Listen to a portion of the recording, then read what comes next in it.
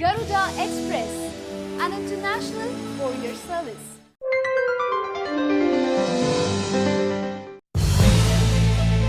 రైతు రుణాల మాఫీ అంశం ప్రధాని నరేంద్ర మోడీ మెడకి గట్టిగానే చుట్టుకోనుంది. ఉత్తరప్రదేశ్లో రుణమాఫీ భారాన్ని కేంద్రం భరిస్తుందంటూ కేంద్ర మంత్రి రాధా మోహన్ సింగ్ చేసిన వ్యాఖ్యలు ఇప్పుడు దేశవ్యాప్తంగా ప్రకంపనలు సృష్టిస్తున్నాయి. ఈ అంశంపై మొట్టమొదట స్పందించింది తెలంగాణ ప్రభుత్వమే. మేమెన్నోసార్లు రుణమాఫీ విషయంలో కేంద్రాన్ని కలిశాం. కేంద్రం మాకు నిధులు చెప్పి పంపింది.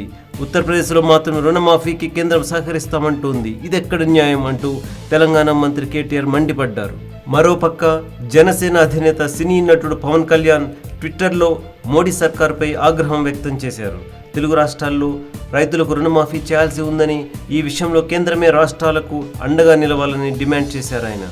దేశంలో అన్ని రాష్ట్రాలు కేంద్ర ప్రభుత్వానికి సమానంగా ఉండాలని, ఒక రాష్ట్రాన్ని ఒకలా ఇంకో రాష్ట్రాన్ని ఇంకోలా చూడటం తగదని, మరీ ముఖ్యంగా ఉత్తరాది దక్షిణాది అనే భావన వచ్చేలా వ్యవహరించకూడదని ఉచిత సలహా ఇచ్చారు పవన్ కళ్యాణ్. మొత్తం మీద ఇప్పుడు ఈ రుణమాఫీ అంశం కేంద్రంలోని నరేంద్ర మోడీ సర్కారు మెడకి గట్టిగా చుట్టుకోవడం దాదాపు ఖాయమే.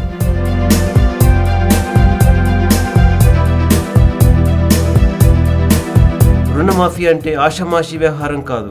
వందల కోట్లు, లక్షల కోట్లు సరిపోవు.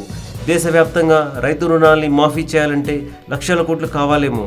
సున్నితమైన ఇలాంటి అంశాల విషయంలో కేంద్ర మంత్రి రాధా మోహన్ సింగ్ చాలా తేలిగ్గా చేసిన ప్రకటనతో మోడీ సర్కార్లో ప్రకంపనలు షురు అయ్యాయన్నది నిర్వివాదాంశం.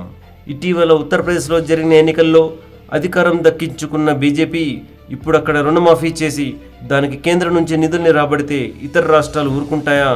ఛాన్సే లేదు. పైగా గతంలో స్వయంగా నరేంద్ర మోడీ ఇటు తెలంగాణ ముఖ్యమంత్రి కేసీఆర్కి, అటు ఆంధ్రప్రదేశ్ ముఖ్యమంత్రి చంద్రబాబుకి గతంలో రుణమాఫీపై క్లాసులు తీసుకున్నారే.